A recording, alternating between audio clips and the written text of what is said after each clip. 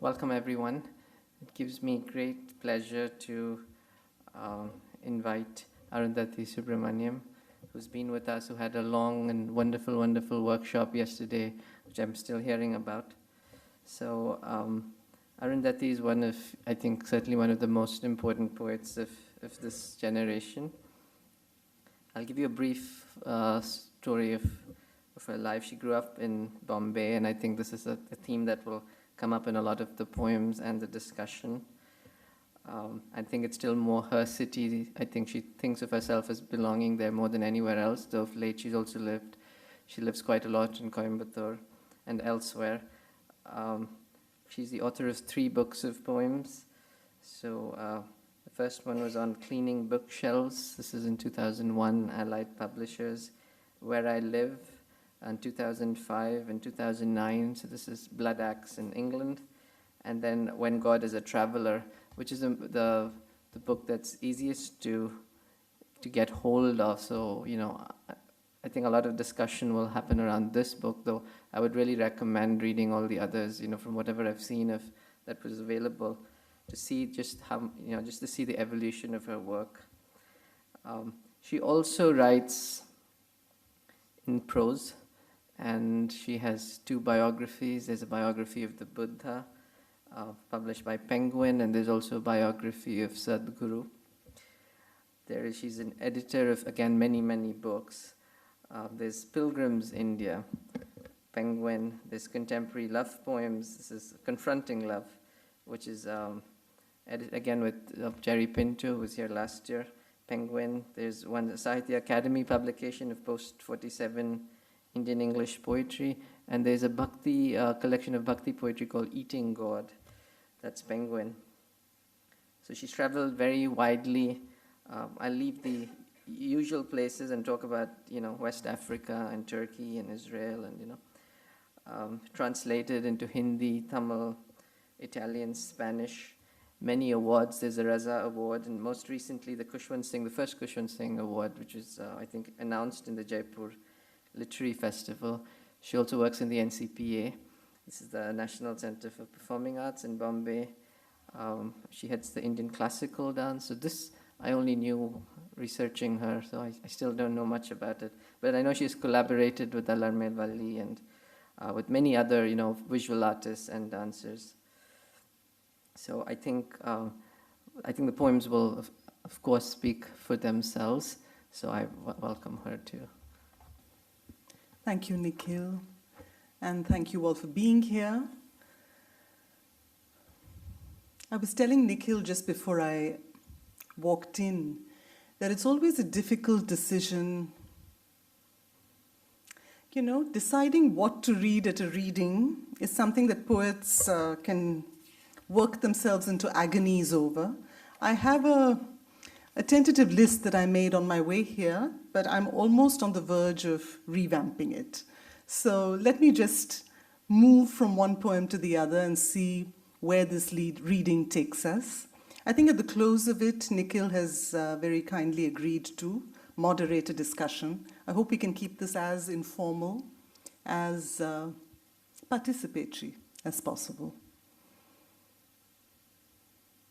I was at a public lecture in Mangalore 2 days ago, and I see some familiar faces here. And I'm inclined to touch on a theme that I explored quite extensively at that lecture, and that was this whole business of why some of us choose to write poetry. There is really no rational reason to be doing it. It's not lucrative, it's not high profile. A lot of the time it's inaudible. And I was telling them the other day that there's even an American survey that claims that poets die sooner than other species of writers. So really no reason to be doing it. Sometimes when poets get together, they wonder why they write poetry. For a poem still unborn, over tea, we wonder why we write poetry. 10 people read it anyway. 3 are committed in advance. to disliking it. Two like it and won't mind telling you so, but don't know how. Three feel a vague pang, but have leaking taps and traffic jams to think about.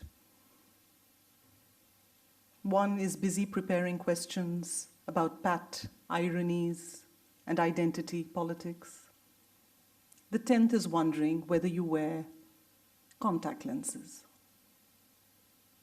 And we, as soiled as anyone else, in a world addicted to carbohydrates and conversations without pauses, still groping among sunsets and line lengths and slivers of hope, for a moment unstained by the wild contagion of habit.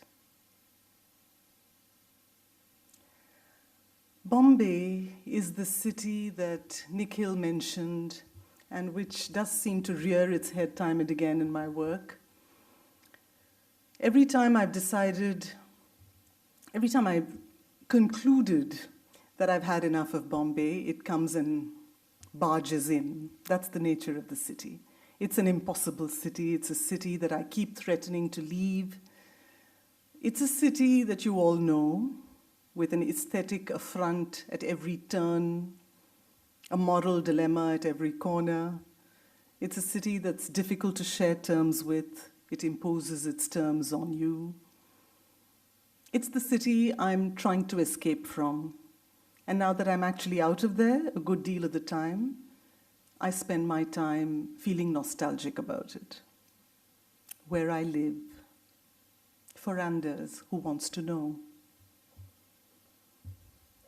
I live on a wedge of land, reclaimed from a tired ocean, somewhere at the edge of the universe.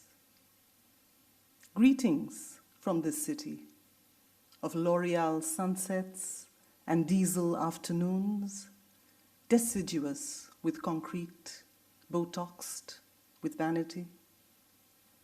City of septic magenta hair clips, of garrulous sewers and tight-lipped taps, of 80s film tunes buzzing near the left temple, of ranting TV soaps and monsoon melodramas. City racked by hope and bulimia. City uncontained by movie screen and epigram. City condemned to unspool in an eternal hysteria of lurid nylon dream. City where you can drop off a swollen local and never be noticed. City where you're a part of every imli-soaked bhelpuri. City of the Mahalakshmi beggar peering up through a gorse bush of splayed limbs. City of dark alleys. City of mistrust. City of forsaken tubelit rooms. City that coats the lungs, stiffens the spine, chills the gut with memory. City suspended between flesh and mortar and faux leather and delirium, where it is perfectly historical to be looking out on a sooty handkerchief of ocean, searching for God.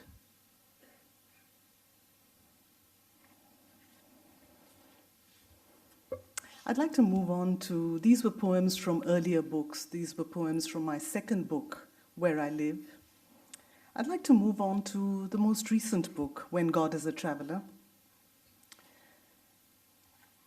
And decision time. Okay. I think I'm going to read this poem addressed to my friends. I have several poems in the earlier books that explore relationships with mothers, lovers, sisters, grandmothers, you know, the usual gamut. And it felt like it was time to talk about a very important tribe, people with whom one feels a very deep sense of kinship, actually, another family, which is my friends.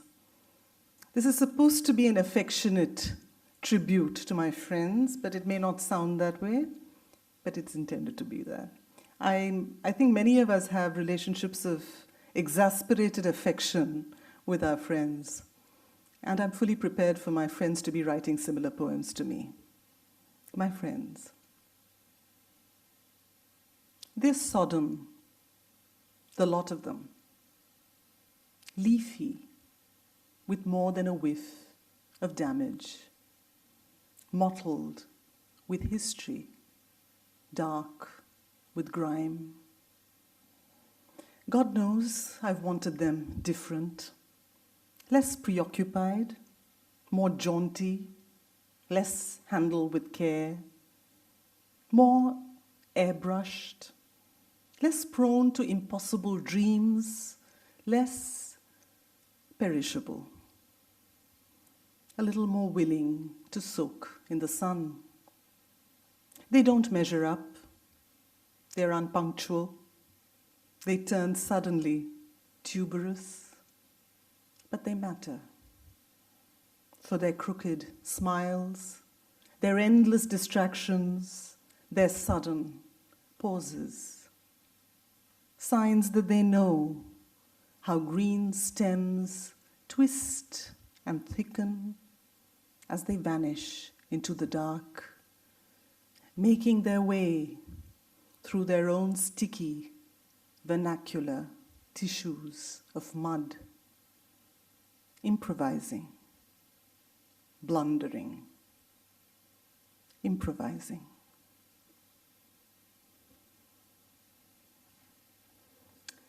I was trying to explain to this friend of mine in Italy, my translator in Italy, I was trying to explain to him the notion of the Ishtadevta, or the personal God. It's always seemed to me to be one of the wonderful things about living in this particular culture, that we have access on the one hand to the most sophisticated ideas, metaphysical ideas of non-dualism, and we also have this lovely, vibrant, messy pantheon of gods and goddesses to choose from. It seemed like a kind of a la carte approach that I wanted to tell him about, that you can actually pick the god or goddess most suited to your own temperament.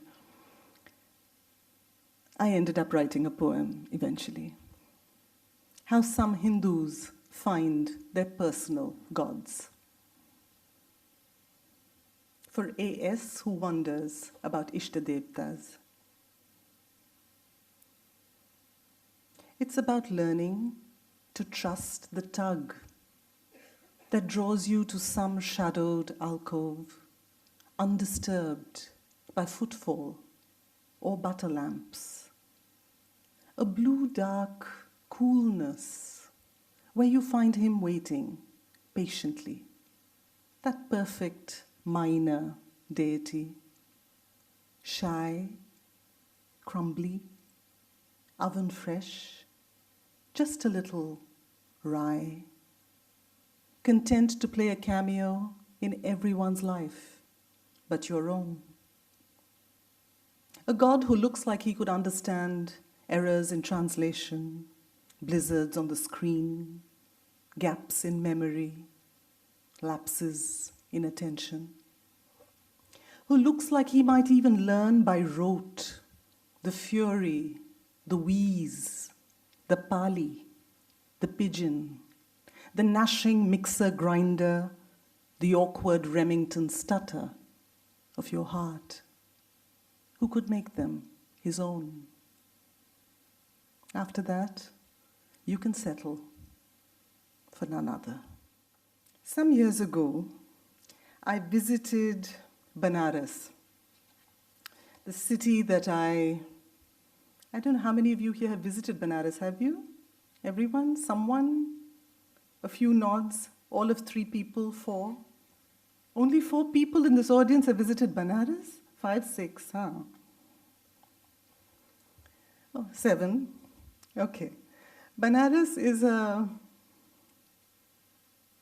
difficult city. I mean, I talked about Bombay, but Banaras is not an easy city to be in. I didn't find it easy. I felt a deep sense of recoil. And yet, like every intense city, there is a simultaneous sense of fascination and recoil. So this is my Banaras poem that was actually triggered by a sign, an absolutely enchanting sign that I found on one of the ghats. It said, Moonlight English Coaching Centre, O Label to Standard Label, as an Lebal. And I found that so wonderful that after taking a photograph of that particular sign, I felt it merited something longer. So it ended up being my Banaras poem. It's, I don't think I'm done with Banaras yet. There needs to be another poem at some point. Banaras, and the epigraph is Moonlight English Coaching Centre, O Label to Standard Label. Label 1. There shall be no collisions. As long as every cow sports 5 heads, 12 legs, 8 wheels, 10 bicycle bells, and 1 moo. Label 2. This Pandit, with the cheddar cheese voice, has scratched his tummy as long as that dog has dreamt of transmigration. Label 3. No board exams here. The living are coached on dying, the dead on rebirthing, the priests on parody. Manikarnika blazes in an endless semi-final. Label 4. Pizza Hut is just 1,000 years old. Label 5.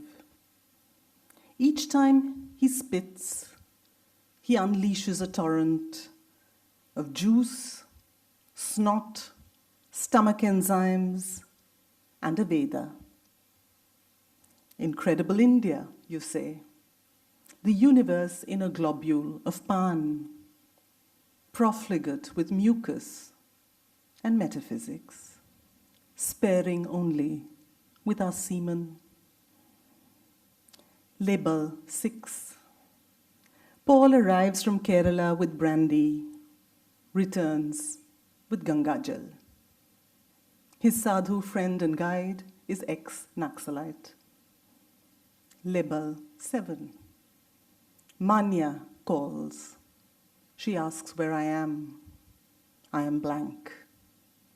Before me, the hotel wallpaper, a palm-fringed sea, has turned grey with the effluence of those that have lain here before me, contemplating death and room service. That evening, label 8. We hunt, we thirst, we ache, desperate pilgrims, fevered seekers, for just 1 millimeter of riverbank that we can call godforsaken. Okay, I need a little more energy from the audience, a smile sometimes, just a glimmer. That would be nice. Thank you. Okay, is there a particular kind of poem you need, you want? Are we okay for tone? There are lots of some people here from the workshop yesterday. Can I have responses from them, please? Is there a particular kind of poem you want?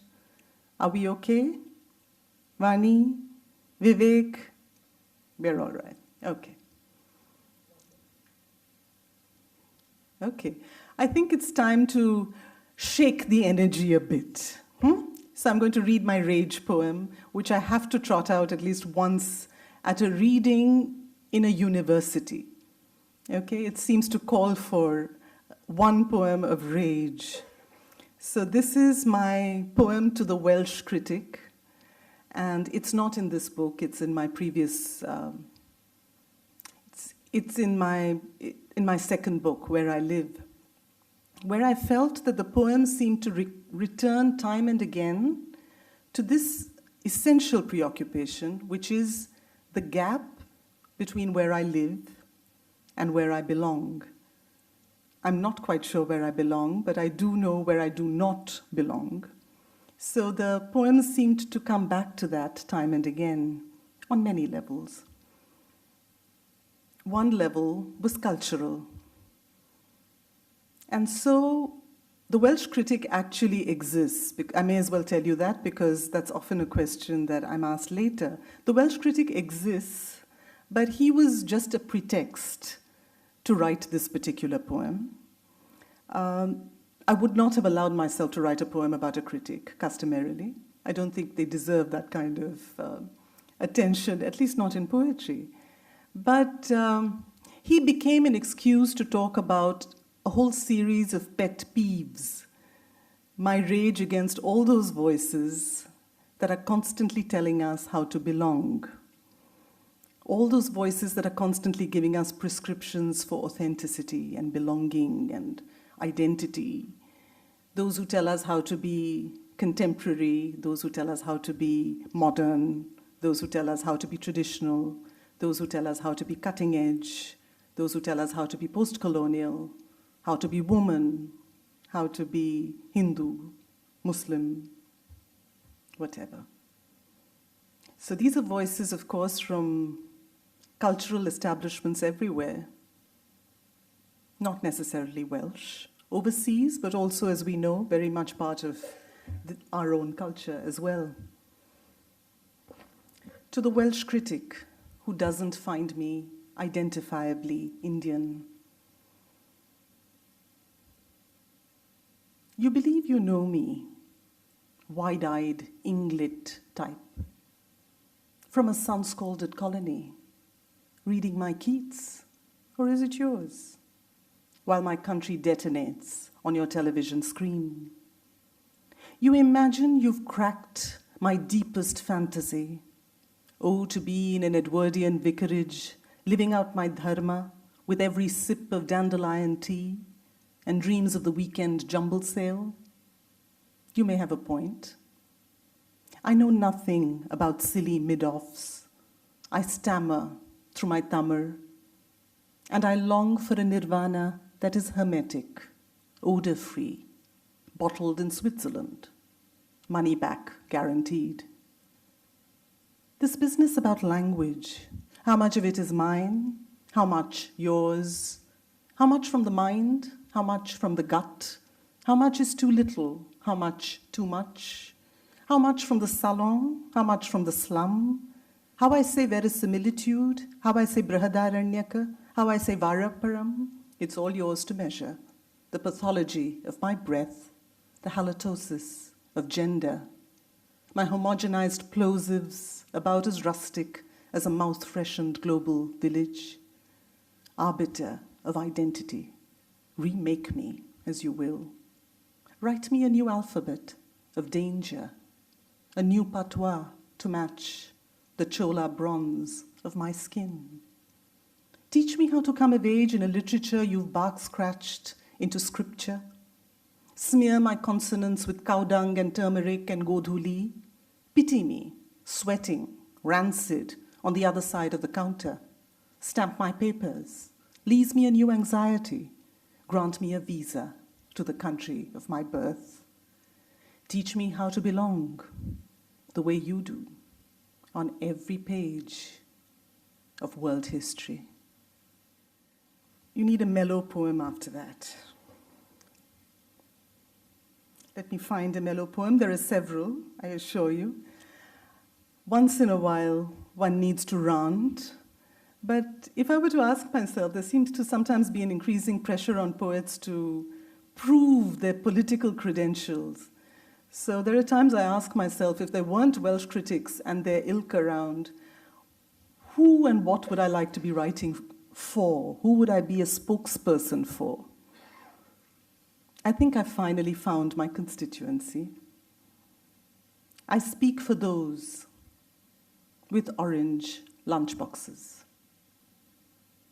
I speak for those with orange lunchboxes who play third tree in an orchard of 8 in the annual school play, who aren't head girls, games captains, class monitors, who watch other girls fight for the seesaw from the far wall across the sandpit, who remember everyone's lines but their own, who pelt after the school bus, their mother's breakfasts still lurching in their gut, who still believe there'll be exams one day that they'll be ready for, those with orange lunchboxes.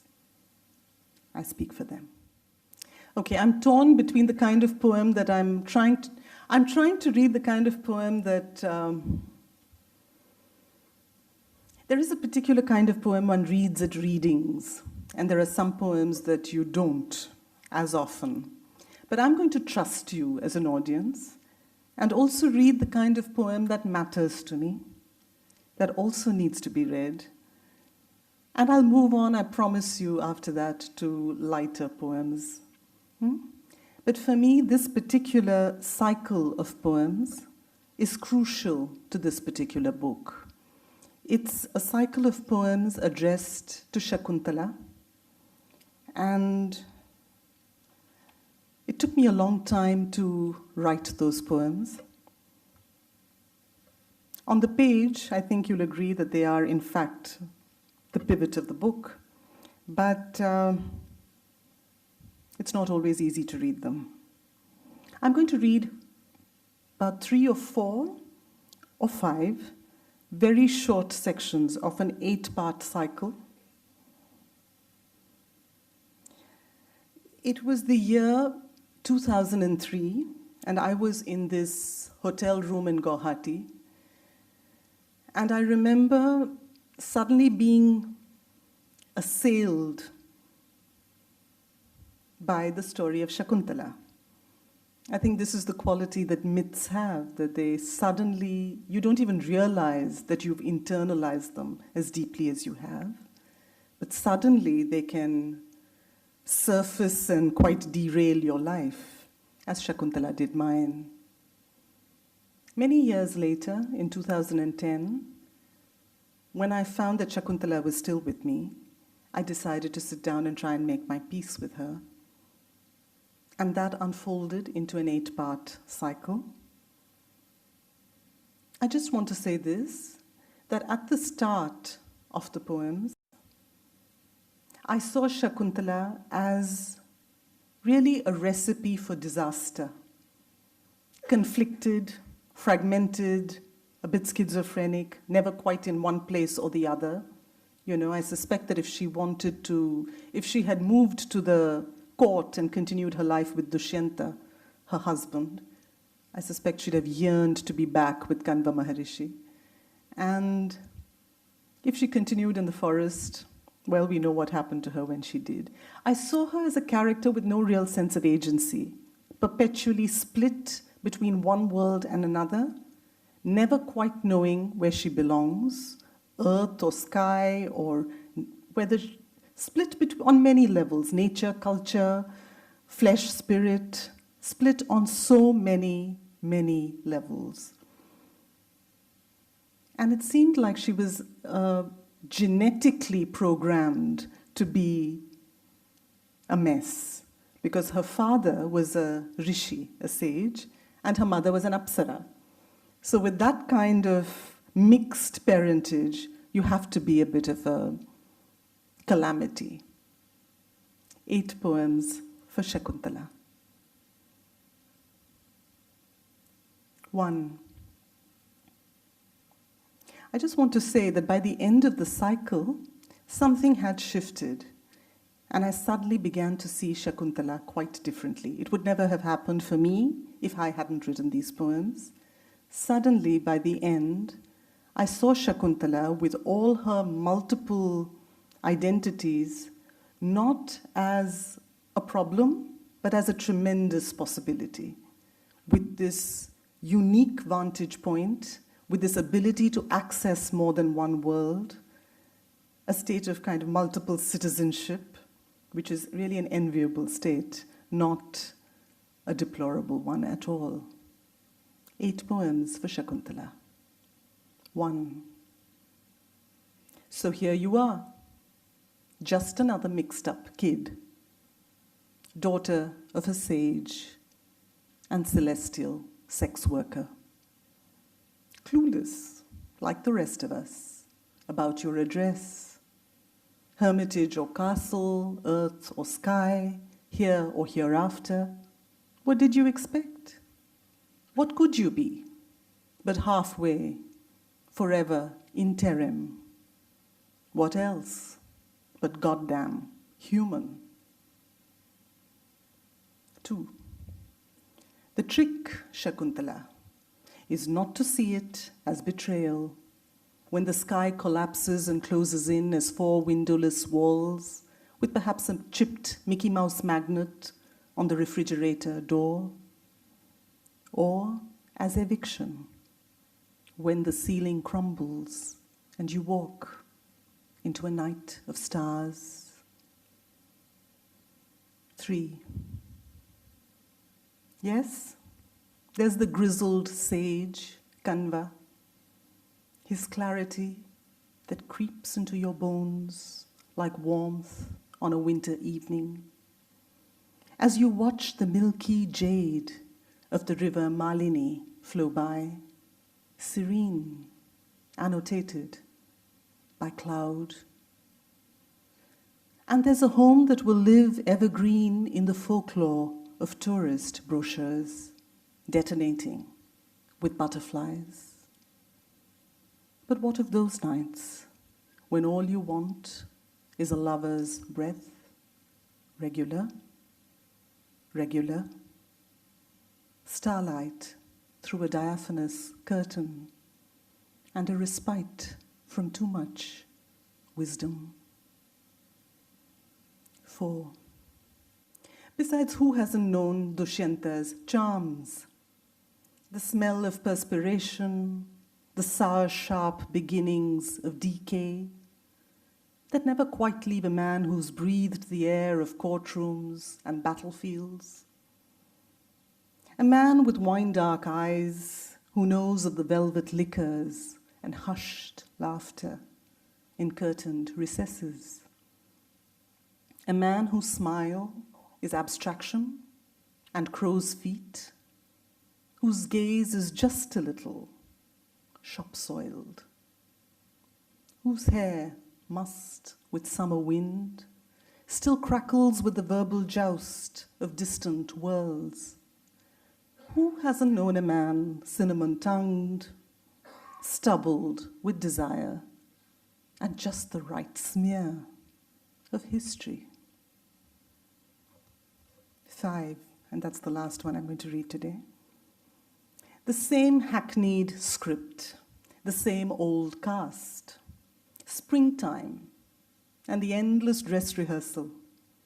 A woman, lustrous-eyed, a deer, 2 friends, the lotus, the bee, the inevitable, man, the heart's sudden, and a pest. Nothing original, but the hope of something new between parted lips. A kiss, jasmine, lapis, moonshock. And around the corner, with the old refrain, this chorus, Sanskrit, Greek, whatever. It's never close enough. It's never long enough. It's never enough. It's never. I'm assuming that there was conversion of a poem into a dance performance or something. There was a love poem called Vigil that was used by the dancer Alatni Bali. She's a Bharatanatyam dancer, well-known Bharatanatyam dancer. She used it as part of a production on love poetry. I don't have the poem here. Maybe I do. It's an old poem, Vani. I'm tempted to read, do you want me to read Vigil? Do you want a love poem? Yes? Okay. That's more useful. If you tell me what you want, I will pull one out. I'm doing this for Vani, but if someone else would like another kind of poem, I'm happy to.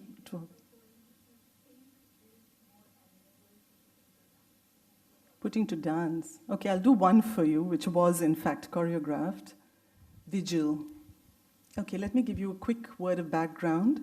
I grew up watching classical dance recitals, as many of us did, Indian classical dance recitals, being fascinated by what I watched, but also feeling this unease, particularly with some aspects of the content, where I found women pining endlessly for their, the nayikas pining endlessly for their lovers, and usually unpunctual lovers and unfaithful lovers, often those who returned with telltale signs of their lovemaking with other women.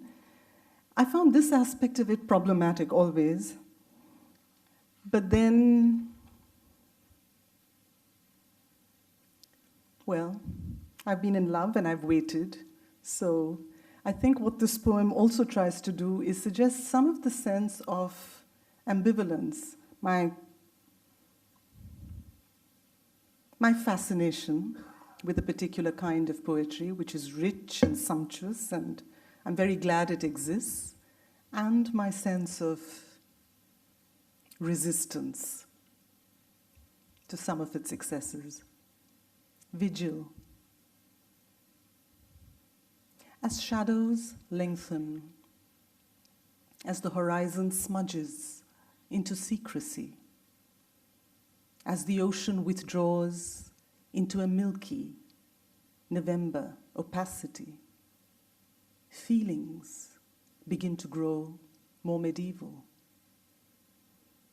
And I long for you, as other lovers have before me, in a great melodic deluge awash through history, veined silver with melancholy, deep-throated, brine-flecked with yearning.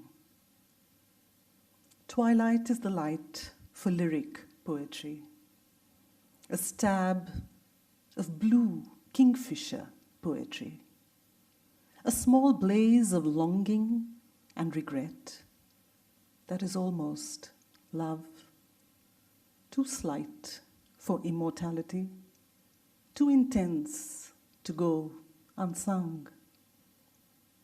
I almost understand now why those women in those poems I've ritually deplored wandered over to their mirrors, tracing against their lips the wine stain of an unforgotten passion, coiling against their necks seething torrents of hair into a muted tempest still electric with desire.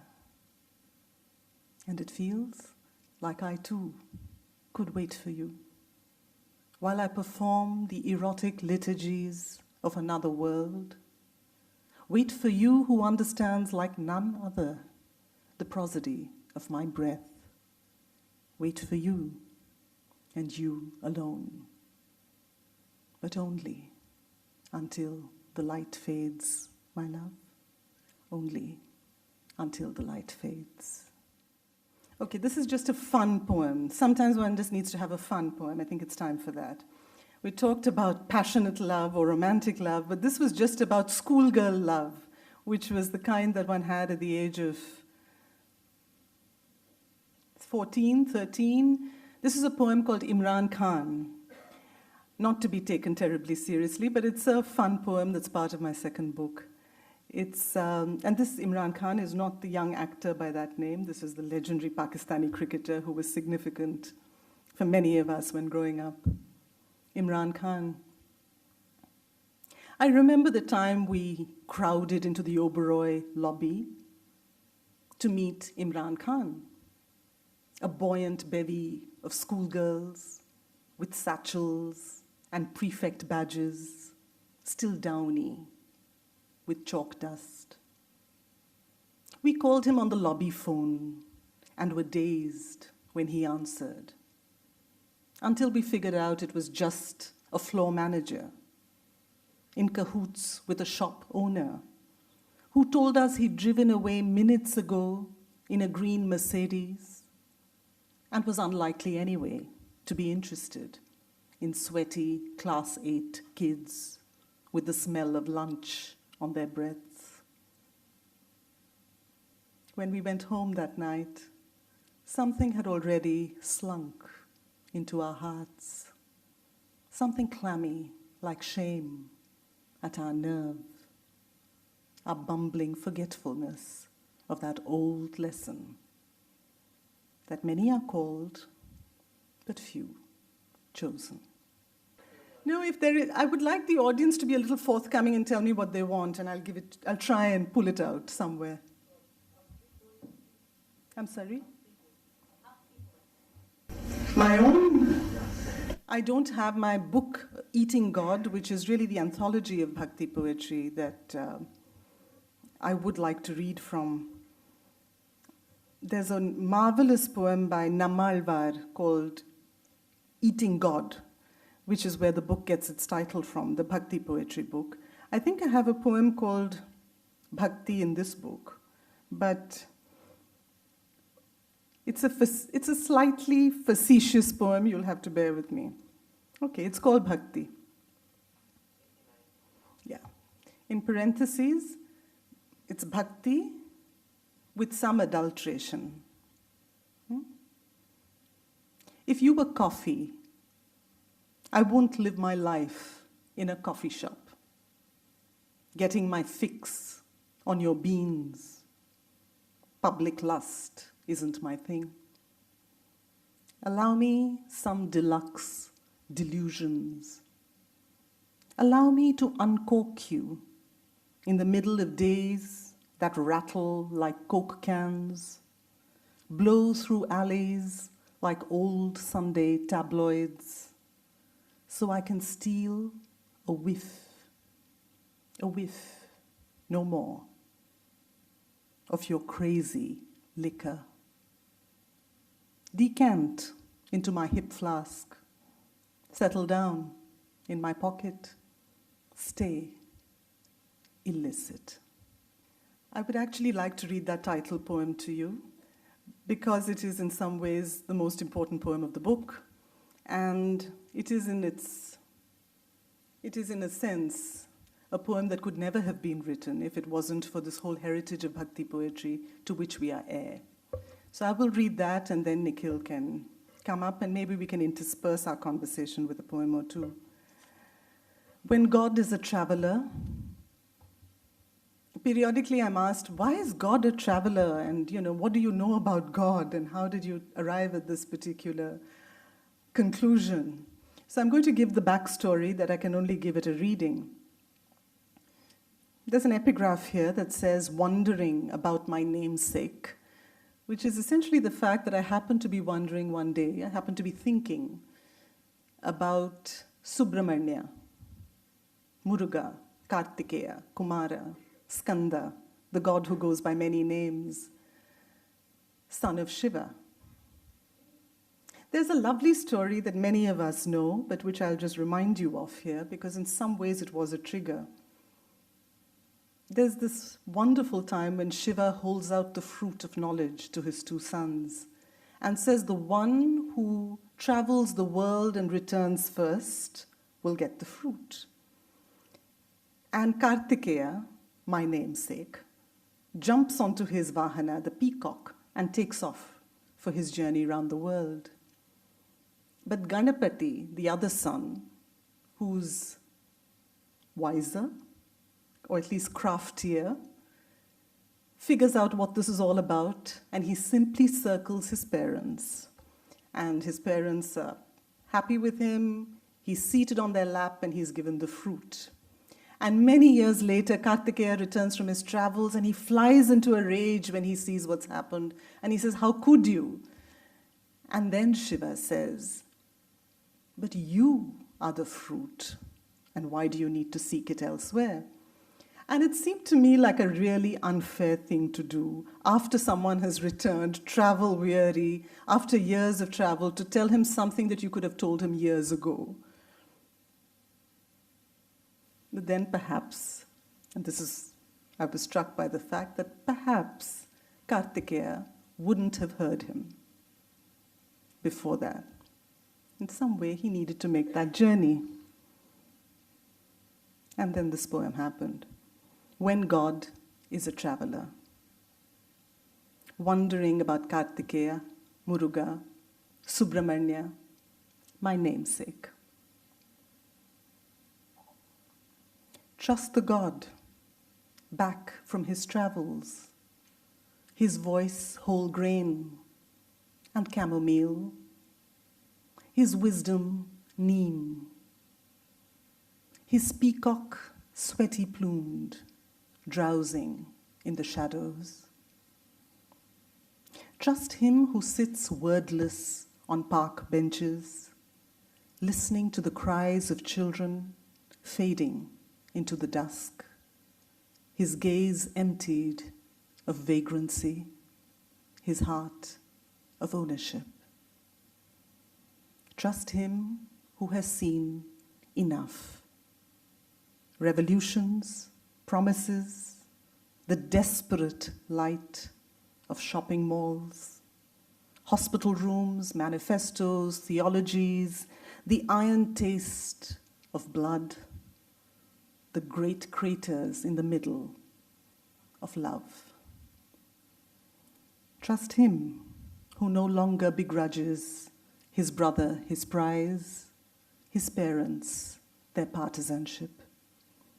Trust him whose race is run, whose journey remains, who stands fluid-stemmed, knowing he is the tree that bears fruit festive with sun. Trust him who recognizes you, abundant, auspicious, battle-scarred, alive, and knows from where you come. Trust the God, ready to circle the world all over again, this time for no reason at all, other than to see it through your eyes.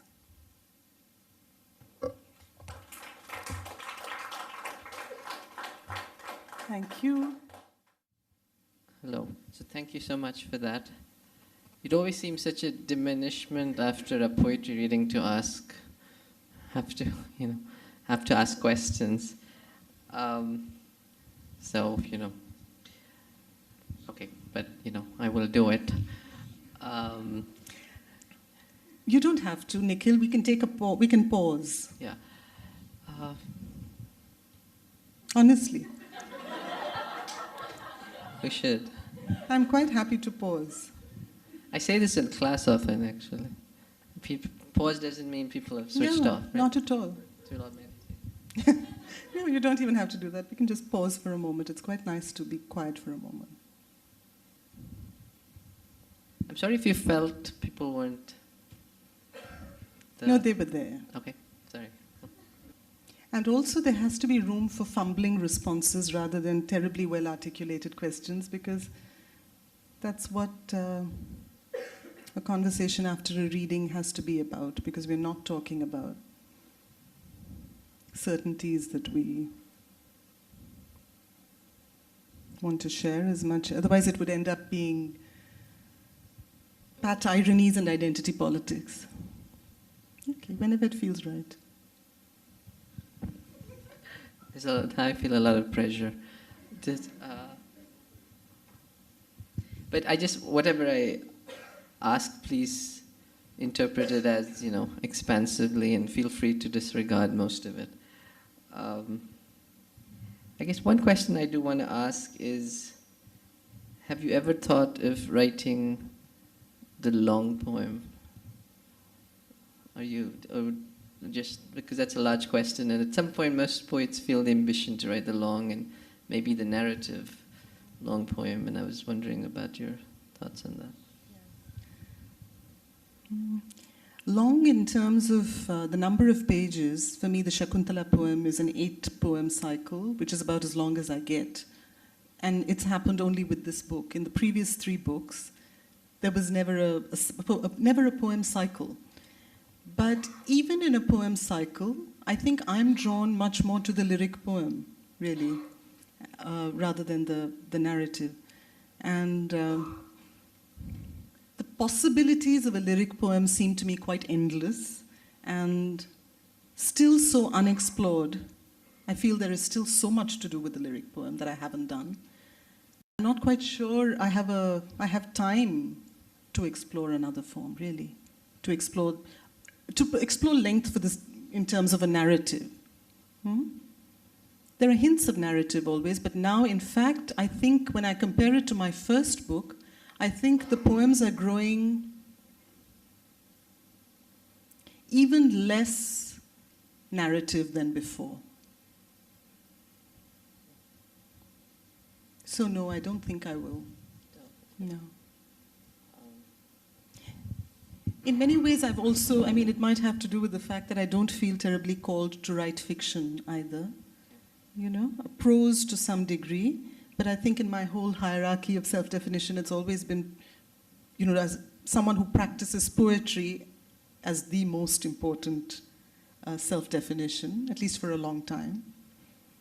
And I'm happiest being around poems. So for many years, I actually took a bit of a fast from fiction. I appointed friends to read novels for me. And if they absolutely recommended a novel at the end of the year, if they said this is one novel that has to be read, I would read it. But that was a way of simplifying my life. And it didn't make it feel terribly impoverished either. The other question, this is I don't quite know how to ask it, but this question about clarity and obscurity, and I think all of your poems are amazingly, there is a clarity, no doubt there are many levels, but I'm saying on the page, and I was also struck by the way you read it, where it's you go even within the line, almost word by word, often the way you articulate it.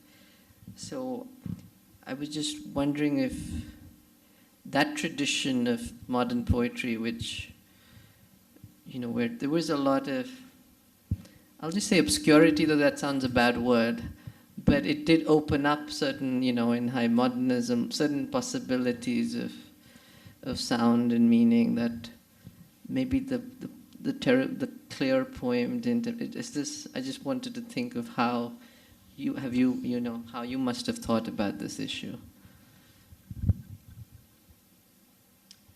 I was talking to the workshop participants about this yesterday. Two things I figured after many years of apprenticeship were important to me in my understanding of poetry. One, I realized I felt a sense of kinship with the image. The image has always remained dominant in my work. So if we were to be reductive and posit a polarity between the poetry of image and the poetry of statement, it's the poetry of image that I would be inclined towards. But of course, there is no such polarity in practice. So what you're trying to do is to move from image to statement. If you had that statement at the start of your poem, it would be a disaster. But if you arrive at a statement through image, it becomes something else. So for me, to take the cue from the image has always been important and continues to be hugely important, because as I said to them yesterday, I really think the image is far more intelligent than I am. So for that, I owe a great debt of gratitude to all the poets who have, in fact, made metaphor terribly important. So many, from the Sangam poets to Wallace Stevens. But just the beauty of the image seems to me to be inadequate if it isn't held up by tone. By tone, I mean my reason for being in this poem, my reason for following this poem and seeing where it takes me. Otherwise, one could just end up with just a jumble of seductive images, but little else. That's the way it seems to me. So I feel very drawn to the image, but I also feel very drawn to tone. without tone, I lose the integrity of my poem. I lose the axis of my poem. So clarity, yes, but it became quite clear to me also as I was practicing poetry and reading poetry that in the best poets, the poets I enjoyed, there was never a choice. It was never about either or. You know, I didn't have to choose illumination and forget and say that I prize the poetry of clarity over the poetry of shadow. That in fact in the finest poets, illumination and shadow went hand in hand, and I never had to choose. And I had no problem with that, because for me that was what I loved about their poems, that I understood even without quite understanding. For me that remains important even now. And clarity, yes, but clarity is certainly not anemic simplicity. If it is that, no. And complexity, certainly. Texture, yes. You're inviting your reader or listener into a complex textured experience. But if it turns into turgidity or obscurity, no. The last question before we invite questions from the audience. Again, however you want to talk about it, but the idea of the spiritual and the craft of poetry. I think I realized, and this happened around, okay, let me peg it on a real experience. Around March 1997, I had something that was like a near-death experience. And I'm not dwelling on the experience here as much as the fact that when I started coming out of it, I realized that there were vast areas in myself that could not be mapped at all by language, that there were places that just made language feel like ashes in the mouth. And much as I love language and I love juicy polysyllabic words, and I still do, I had to find a way to allow the pleasure of language to exist in my life, knowing that there were going to be these big holes into which those words could never enter. So if there's something that started to happen after that, gradually, not immediately, gradually, it was the fact that I realized that the poems were growing more porous and more perforated, and I was growing more conscious of the role of the pause, in fact, in the poem. And I realized that all those blank spaces on a page of poetry mean. They're not there randomly. They're there by design. And they may not mean something, but they are in fact the source of a poem's life energy. And if you overlook them, you overlook them at your own peril, because they're going to come and trip you up. Particularly if you hang around words, you better make your peace with pauses. And then you begin to find that as you make your peace with pauses, they're actually rewarding. So the poem started changing as a consequence. I think they're a little more open to bewilderment, a little less anxious about being understood. Okay. We can have questions from the audience. Is there any poem that... Is there someone here... Someone was at the workshop yesterday, Shivani, or someone mentioned a couple of poems, and I don't... She's not here, of course. And I said at that point, that's the one I will read. What is the poem you mentioned, Shivani? Did you mention Andheri? Were you the one who mentioned Andheri Local? Okay. I might do 546 Andheri Local, which is an old poem. It's from my very first book, and it's a short poem. It's a city poem. It's about the absolutely matchless experience of traveling on a Bombay local. And I don't know how many of you have had that experience. You have? You're from Bombay. You're from Andheri. This poem is for you. Okay? Also for Shivani. 546 Andheri Local. In the women's compartment of a Bombay local, we search for no personal epiphanies, like metal licked by relentless acetylene, we are welded. Dreams, disasters, germs, destinies, flesh and organza, odors and ovaries, 1,000-limbed, million-tongued, multi-spoused Kali on wheels. When I descend, I could choose to dice carrots or a lover. I postpone the latter.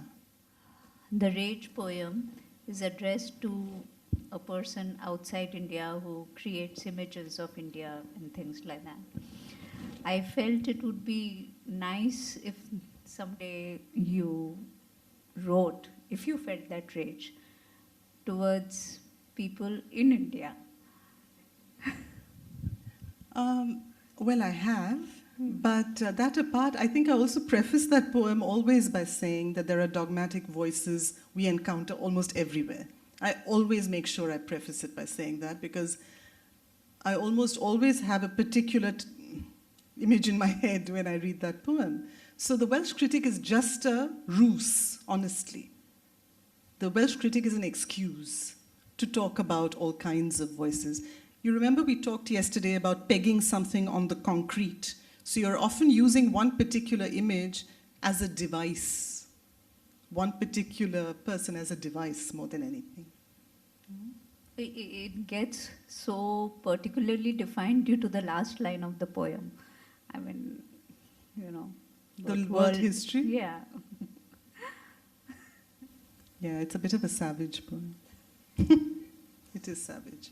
So, hi, I happen to be in Arta Galata in Bangalore, and your latest book happened to be there. And I remember reading Bhakti, and it was for no reason that I picked up that book, because, and then we had a little bit of a welcome thing for our first years, and Nikhil read that poem.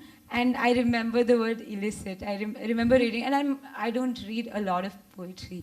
So, and I don't remember anything at all ever when I read it. So it was really nice to hear it from Nikhil and then hear it from you.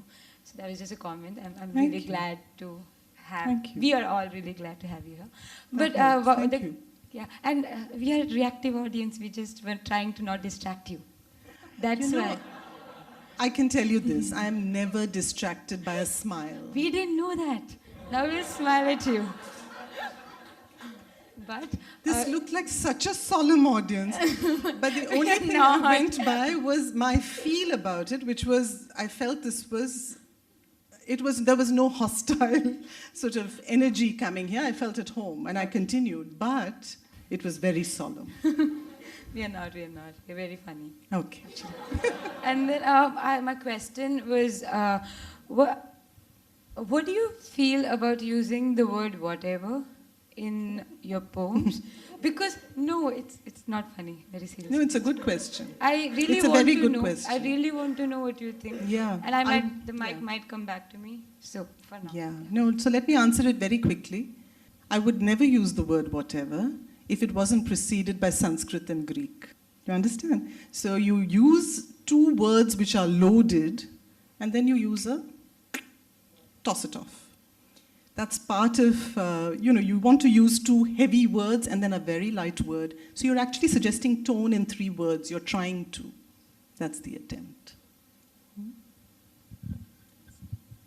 Yeah. Yeah, Amala. Yeah, I'm sort of hijacking the mic here, sorry. So, since I'm allowed to ask unintelligent questions, how do you really feel about, clear articulation? Is that something that you arrived at through a lot of your writing, or is that something you've always had? Because I think a large part of speaking in public spaces for a lot of, at least for me, is about being apologetic and a lot of disclaimers before I begin. So how do you have that poise when you start articulating, is it just about bringing your work, or is there a lot more? Yoga. No, I also think, this question can be answered on, what is your name? Amala. The question can be answered on so many levels.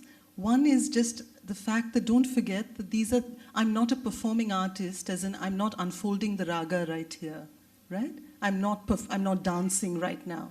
These were written earlier. So I always think that those of us who have that privilege, we're really lucky that we don't actually have to create at this moment. I wouldn't be able to create at this moment. But I've gone through the process, let's say, of agonizing over each of these words, some of the lines, wondering about line lengths. I've been through that agony, let's put it that way. So what I'm bringing here is not that. What I'm bringing is a fairly conscious utterance. That's the difference. Thank you. Your poem, The Orange Lunchbox, you said that that's where, you're speaking for that audience. Being a poet, and also since most of us we are from this academic space where we already have a voice, where we have the agency to write not just for ourselves, but also on behalf of somebody, right? So just this poem makes me wonder how do you actually, being already, one of those people that people read and, you read for them, and how do you fit that with the position of actually probably speaking for some voices which are not even heard? It's a personal question, but at the same time, just being an academic, being a poet of so much of caliber, how is it that one takes in all the stage shine at the same time, also have that orange lunchbox always playing at the back of the head? Just have some thoughts on that. What is your name? Sonia. Sonia. I think, Sonia, the one thing that I'd say don't forget is that poetry really, the way it is practiced today, is a very marginal form. So it's not like I'm standing in the spotlights in the stadium and, I haven't turned into that diva at all. Because I can't, even if I wanted to. That's not where poetry is at. For a while, I used to write at least articles. Journalistically, I used to periodically lament the fact that poetry occupies this kind of marginal space. But much more recently, I'll say in the past, 8 to 10 years, I've actually begun to see that state of marginality as a tremendous advantage, as a position, in fact, of strength. It gives you the license to take your time over your work, not put it out there until you're ready. It gives you the time to be completely in the shadows for as long as you want. It gives you the license to be anonymous. It gives you also the license to realize and to enjoy your inconsequentiality. So I've never forgotten that lunchbox girl, because I've been her, and it doesn't feel that long ago at all. Ma'am, thank you for your talk. This is with regard to, you spoke about belongingness, and this is with particular reference to your equation with Mumbai. So I just want to know, first of all, how is your take on Mumbai, and where do you feel like you belong the most? Such a tough question. Tough one. No, this is partly because I am from Mumbai, so Oh, you are. So I really empathize to a certain extent with your Mumbai poem, and especially the Andheri one. Yeah. Apart from the ladies' compartment. I've got a poem called I Live on a Road, which I'll share with you later, which is even more specific. It's Varsova. Does that ring a bell? Are you anywhere in the vicinity? Okay. Okay. I think any relationship of intimacy is one of ambivalence, right? Has to be. When you love something very deeply, you also have feelings. Any intense, extreme emotion can be interpreted as love, and sometimes can be interpreted as, yes, or whatever, dislike, if nothing else, active dislike, even moments of loathing, right? But I don't think it's possible to write a rage poem for anything or anyone if there wasn't love. There wasn't really a bedrock of love somewhere, yeah?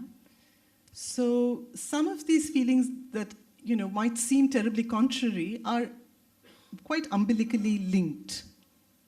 If you spend long enough with them, you see that too. Where do I belong? I sometimes feel I belong I'm often between places rather than in any one. So the fact that I'm here, but I have access to two other worlds, makes me feel very happy to be here. You know that feeling, yeah? No, I think it's absolutely it's a crazy city, there's no doubt about it. But then I also discover when I write other poems, for instance, it just strikes me now, I read a Banaras poem to you. Yeah, that also fills me with all kinds of mixed feelings, doesn't it? So I think different places pose their own challenges, don't they? Hi.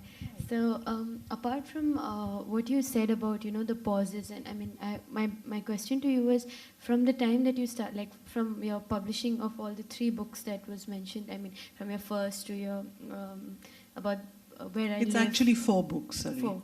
This is Okay. the 4th, yeah. Okay. So your journey through them, like very personally, I mean, apart from what you said about the craft of the poem, like not that, like the fact that I mean, suddenly they became more spaced out, and over time that happens. But for you as a person, like, how did you feel yourself growing through your poems? Did it become from personal to outside? I mean, did your perspective keep changing? Like, were your beginning poems just about yourself and about people around you? And did that journey happen for you?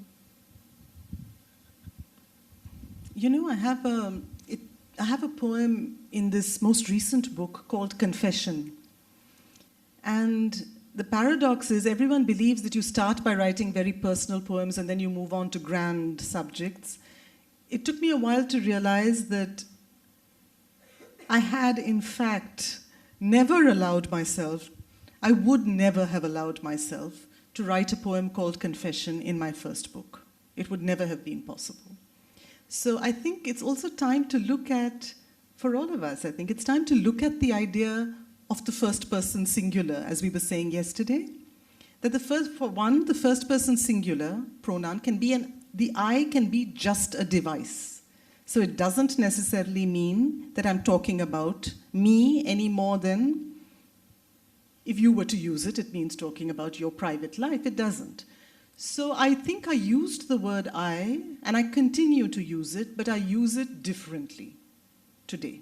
I think that's what has changed. I use it quite differently, with a greater awareness of its very radical power, which I think it has been trivialized far too much. Often women writers particularly are patted on their backs for graduating from the I to the we, almost as if now they've learned how to talk of subjects of great import. I find that a slightly limited way of looking at that work, because the I is a tremendous possibility. The subjective can be a tremendous possibility if it is used.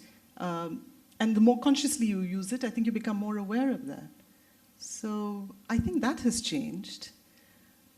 And on the other hand, if I were to look at recurrent themes, love, death, existential questions, relationships, place, politics, gender politics, all of that, I think certain concerns have been there from the very start. That hasn't changed. The what hasn't changed as much as the how. So it's not like I'm now writing about other themes necessarily, but the how has changed. And there is a particular engagement with archetypal figures in this book. Archetypes like Shakuntala, Subramaniam, and so on. Hi, I'm Arushi, and this is one question that I've always wanted to ask any poet that I could have ever encountered, that how did you start writing poetry? Like, when was it and how did it happen? How did poetry happen? Because I started very late as per my peers. So I started like after my school in graduation, undergraduation. So I've always been intrigued by the fact that how poets, like the poets who get recognized in the world, so how do they start and how does poetry happen to them? What's their relation to this particular form of writing? it's very close to me, so I always wondered how you people feel about it. No, I think it's a good thing that you started as late as you did. I don't think there's anything particularly significant about starting early. I did. But that just means I had a lot of trashy poems that deserved to be thrown away, which I did. You know, so it's, yes, I started very early. I was telling this group yesterday that at 3, I remember kind of this sense of wonder about being around poems, just hearing poems, you know, nursery rhymes, nonsense verse, limericks, but this great sense of wonder. And just the idea of patterning language in a certain way, that excited me. And that hasn't changed. It's just that I read more, I learned a language a little more, you know, I got to know it a little better. And I just read at whim at one point, and sometimes I read in a more focused way. But that's all that's happened in the interim. The sense of wonder is still the reason why I hang around poems, as a reader and as a writer. Actually, fundamentally that, Arushi. In between, I thought many other things which are not unimportant. Self-expression, self-assertion, making a point, many things. Those were the ways in which I described poetry at different points in my life. But very fundamentally, it is this. It is the shortest, poetry for me, is the shortest, the most direct, the most pleasurable verbal route to myself that I know. That's how it was, that's how it is. Some poems that I've written have been reasonably good and some haven't. Some I've thrown away. But that doesn't matter. The reason I hang around poems is for this reason. Hello, I'm Dennis, and I have 2 questions. The first one is, what's your process of having an idea, writing it, and letting another person lead it as a poem? So, like, what transpires you? You write a poem, and then someone's read it. My second question is about, well, you said about critics. I love being a critic. So, how does it feel when you read a poem and you feel, wow, this poetry wrote a good poem than mine? Or perhaps the poem itself is so substandard to what I write. Does that make you feel a great poet when you write a good poem than the other poet, or when you write a poem and you feel, I did nothing here? How does that make you feel? Dennis, I'm not sure I've completely understood that. How does it make me feel when I write a good poem, and how does it make me feel when I write a bad one? Compared to another poet. Compared to another poet? Sure. I think one goes through, particularly in the stage of apprenticeship that I talked about, you try a lot to write like those you admire and often end up sounding like those you dislike. That happens a lot. You know, so I always say there are 3 stages, and I've been through them all. One is the stage of séance, when other voices speak through you, unsought voices. You never wanted them to be there, but they're speaking, and you're really alarmed at that. The second stage is what I call the stage of ventriloquism, when someone else is writing the poem that you feel actually belongs to you, and you can writhe in envy when that happens. And the third is a kind of laryngitis, where you have no voice at all. So I've been through all of them, and maybe I'm not over them yet, but I do think that there does come a time, there does, when you begin to hear a voice with a particular timbre that you recognize as your own. It does happen. And when that happens, it's based on this. You may not write the greatest poem, you know, of the year. You may not write the poem that you believe is the best that's possible. You're still working at it. But this you do know. No one else can be you. Absolutely no one else can be you. I'm pausing there because it was for me a huge discovery, a huge coming to terms with that idea, with even that notion. It's easy to say, but to realize that actually all the role models were people whose work you admired, you read them, you warmed your hands at that campfire, but it was time to move on as well. Simply because you also wanted to find out what it was to be you. I don't think this process of finding your voice can ever happen in isolation. It has to be part of a much deeper journey of growing into yourself. If it is part of that journey and you recognize it as part of that journey, you know that there are some days you will turn out an indifferent poem, and there are some days you will turn out a poem that makes even you feel, oh my God, where did that come from? That's good. That's lovely, you know. It's all right. Simply because however wonderful or however mediocre this poet is and this poet is, you cannot be her and she cannot be you. Does that at all answer it? Hello. Hope the coffee is still working. Actually, the way you put it just now, the 4 stages of being a poet, going through different voices and all, kind of set up a stage for what I wanted to ask always a poet. There have been instances like, say, for example, you closely associate, I associate myself with, like, say, being a philosopher or being an academic or something. A kind of an identity that you associate yourself with. But at a particular point you think, let me take a break and see how a photographer would see the particular moment, or how a filmmaker would see it, or how a theatre person would see it. So it has been a quite recurrent thing that I take break from whatever I am right now, and I pause and see, let me try to think how a poet would experience this situation. Partly because I think or have learned to think that, like, in these different modes of seeing the world and experiencing the world, there is a different way of accessing a particular level of reality or a particular kind of reality that whatever identity that you associate yourself with wouldn't give an access to. Probably because of it's a training. I mean, like, the part I can kind of use the way you were talking, certain pauses you use. I mean, it was surprising for me that, like, most of the poems that you read are not like the sentences that we normally talk about, are not the sentences that we describe how beautiful the mountains is. The way of thinking about it or how to describe it is a different way of thinking about it. And probably that is a different way of having an access to reality. I mean, different mode of seeing at it. So does it ever happen to you that you switch from being a poet and say, okay, let me see how I'm just saying, I mean, whatever different modes you think about.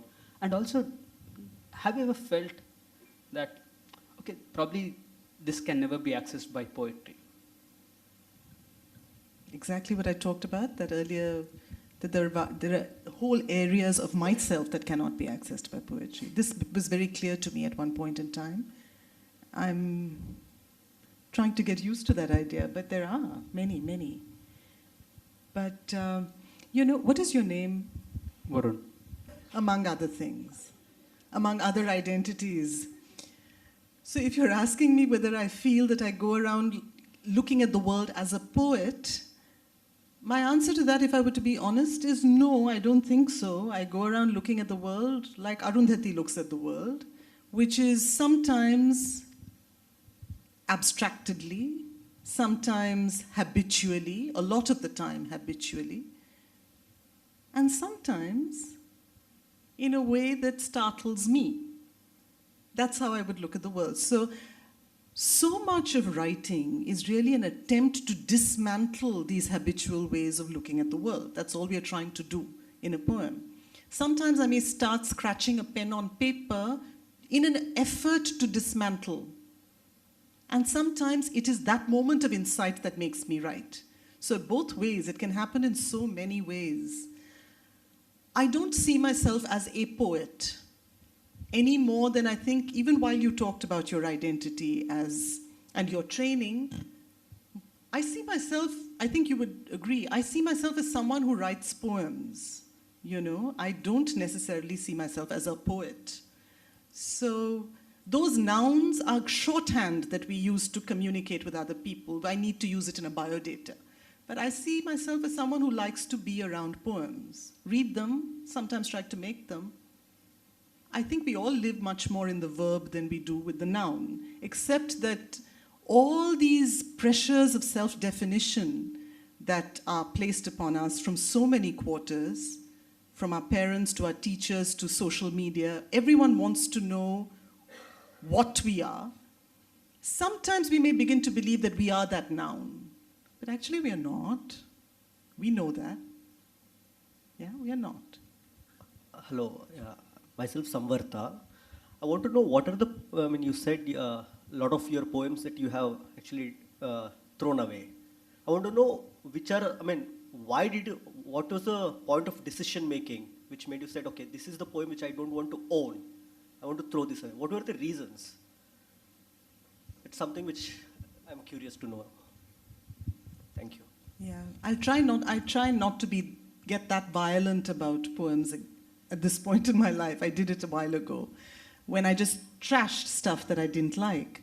Now I think I've learned to keep drafts because at some point you might actually go back to an earlier draft and pick out some lines from there that work somewhere else. So there's really nothing like a completely useless poem, you know? But what I was responding to was Arushi's question, which is, when did you start writing? And I started writing at, as soon as I could hold the pen or the pencil, right? I started trying to make poems. I used to sing them and do, just have fun with them. I don't really believe those needed to be kept. I'm quite glad I put them away. When it came to my first book, the only poem I kept from a very large period of my life was a poem that I wrote at 19. My first book was published when I was 32, So that one poem is perhaps the only thing I kept when I was from the age of 19. All the other stuff that I was writing in my teens, I don't think I deserved necessarily to keep. Or even if I'd kept them, they certainly didn't need to go into a book. Why? You're asking me, how did I take that decision? How did I know? You try to smell it out. You sniff at it. You have to trust the olfactory sense, finally. Really. Really. You hang on to craft, you work with image and tone and economy and surprise and all those things we talked about. But eventually you have to sniff at what feels like it smells of integrity. Not just beauty, integrity also. And then you hang on to that. Back with a question. Okay. So there is this particular image that I've always associated with any woman writer, not just a poet writer as well. Ill woman. Any woman, and not ill, any woman. So it has that writing empowers you in certain ways, and not just always not just as a feminist or somebody, just as a woman, as an individual, writing empowers you.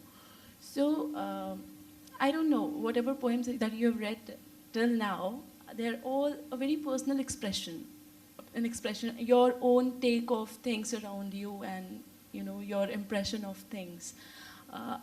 This is more than a question. This is a request that with your next poem, if you have certain poems which you feel really empowered after writing or while writing, or it was an expression of empowerment. So I want you to read something from that. Wait a minute. You're saying that the poems that I read were personal, and have I written a poem that was empowering? Yes. Okay, two things, Arushi.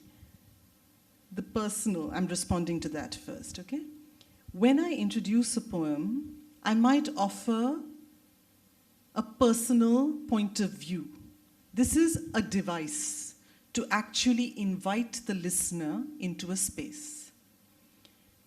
If I say I in the poem, it is not the autobiographical I. So let us not at all assume that this is personal. If you mean personal, by personal you mean the life of Arundhati. No. But, it's not about fact, but it is when I talked about tone, it is about a certain state of emotion. There is an emotional truth to each of these poems, which I would like to invite you into. Not fact, but certainly a certain kernel of emotional truth. So let's just, this thing about the personal, we need to use the word with some care, I think, only because we might end up feeling that something that if I were to say to you, I have a poem called Home, okay? The images in the poem are very deliberately domestic. But what the poem, to my mind, is saying in terms of an emotional truth could be something that could equally be rendered by using images of war. Now, if I were to read it to you as a war poem, you'd have said, she's written a poem about war. If I say it's about home, you'll say, it's about home. It's neither. Did you catch the emotional truth of that poem? That's the crucial thing, really, right? So this idea of the big theme and the little theme is something that I often try to guard people against looking for, because often the biggest themes are in the smallest and the most seemingly trivial detail. The biggest concerns are in the most trivial. And sometimes the enormous image can just make for a poem of cliches and nothing else. So the big grand sweep doesn't necessarily mean an impersonal, generic, cosmic poem any more than the little one. There are some good effective poems and there are some ineffective poems. That's the only kind of distinction I know. Empowering, oh gosh, I don't know what would empower you, Arushi.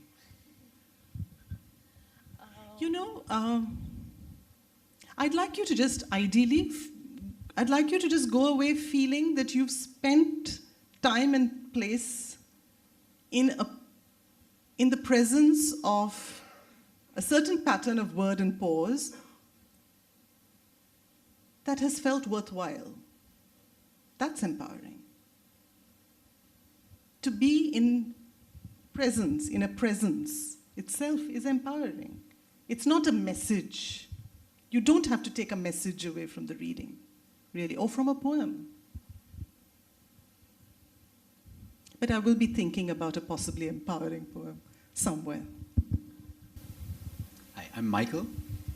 I'm probably very remote from poetry as a reader and as a writer, but I'm interested. I'm a thinker, so I'm trying to think how it is to be a poet. And I'm wondering what is more important for you. Is it the process or is it the product? Or is it both? Or in which way? Right? In one way it seems to be a spiritual exercise which helps you to come closer to yourself. So the product would just be a record of that, which you might as well throw away. But the important thing was the experience of going through this process of writing the poetry. Or you may be interested in a perfect product, which then stands out in public, where the process is only a means to arrive at that product. Mm-hmm. So you're trying to get into that perfect mode where these kind of products emerge. So if I may guess, you will probably say both. I'm going to say both. I have to say both, Michael, because yes, of course, the journey is rewarding, but if there wasn't that end product, it would be frustrating. Even if, as we say, we just abandon poems, we don't finish them and all of that.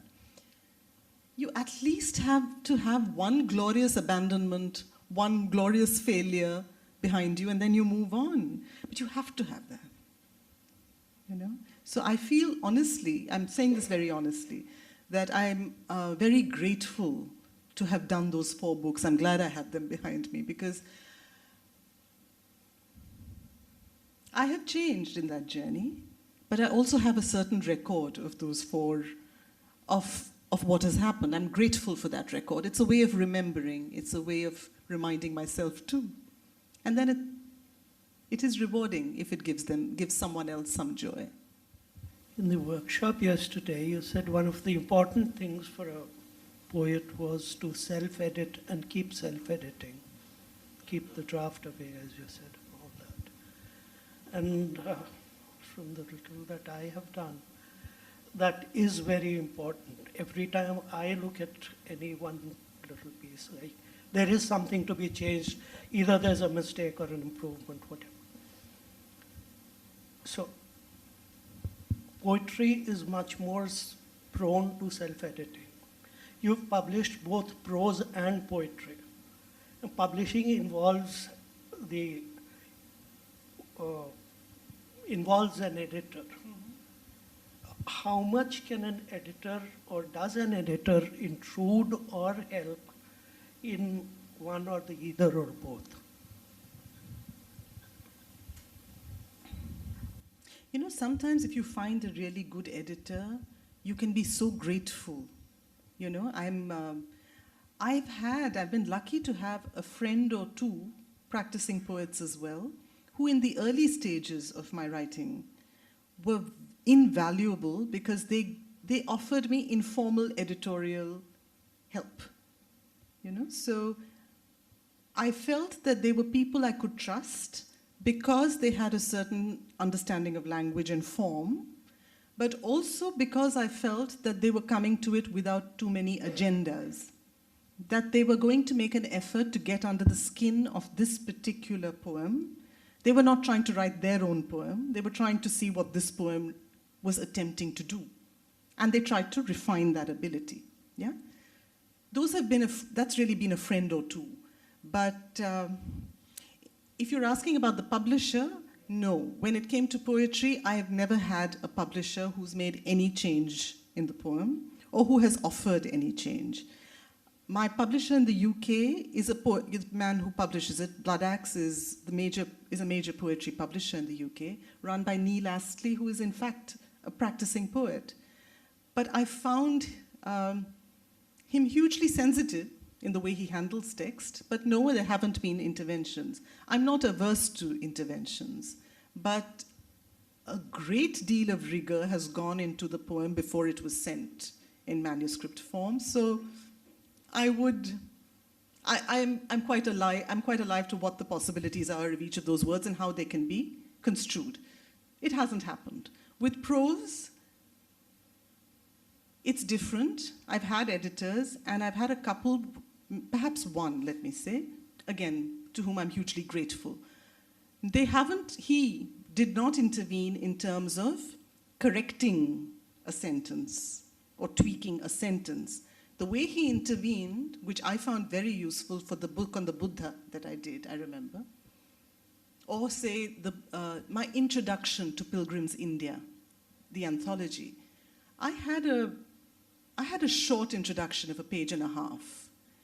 And I remember him getting back to me saying, this just is asking to be unpacked, unpack it. And I was a bit annoyed with him at the time because I felt it stood. I started, and I said, I don't want to over-explain, but in fact, it was absolutely the right decision. And I think we both recognized it. So for that sort of really sensitive editorial intervention, I'm grateful. You know, I'm very, very grateful. So in one sense, poetry is your world. So you live with poetry of different kinds. So in this long journey, you must have read plenty of poets and poetries. Was it at any point of time a problem for you to avoid influences and retain your original voice? Because in Kannada, so we have this tradition and individual talent, the conflict. So many poets have very consciously attempted that they should not be subjected to other influences and they need to retain their original voice. And they made a very conscious decision that they should not write like the previous poets, even though they were great poets. So has it, at any point of time, was it a challenge for you to really come out of those influences and retain the voice? Yes, I think when I talked about that whole process of growing, finding a voice that seemed in some way to have a timbre that was distinctively mine, I said it was preceded by really years of writing unconsciously and sometimes consciously, like those you admired. I certainly went through that. And I wrestled with it, I agonized, I went through all the pain associated with, it was not just the anxiety of influence, it was torment, right? I certainly went through that. But yes, how did one negotiate it? Oh, who did I admire? Oh, I see. Everyone from, that's why I mentioned I tried to give a whole sweep from Sangam poetry, A.K. Ramanujan's translations of the Sangam poets to Arun Kolatkar, from Basho to Wallace Stevens, from Denise Levertov to A.K. Ramanujan, everyone, just quite a motley array, but people whom I just felt I wanted to be around, Neruda, I just felt happy being around their poems. And then you find unconsciously influences, or what you think of as a particular construction that seems to come from there and it's not coming from you. So that chiseling went on for a long time. I still admire all of them. I'm kind of happy to read them even now.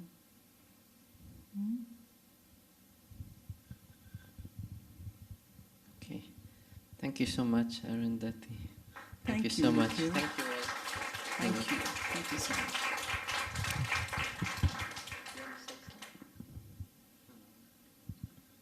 No, I don't. Thank you for staying. Thank you for being a wonderful audience, and I hope the interaction can continue more informally now. Thank you.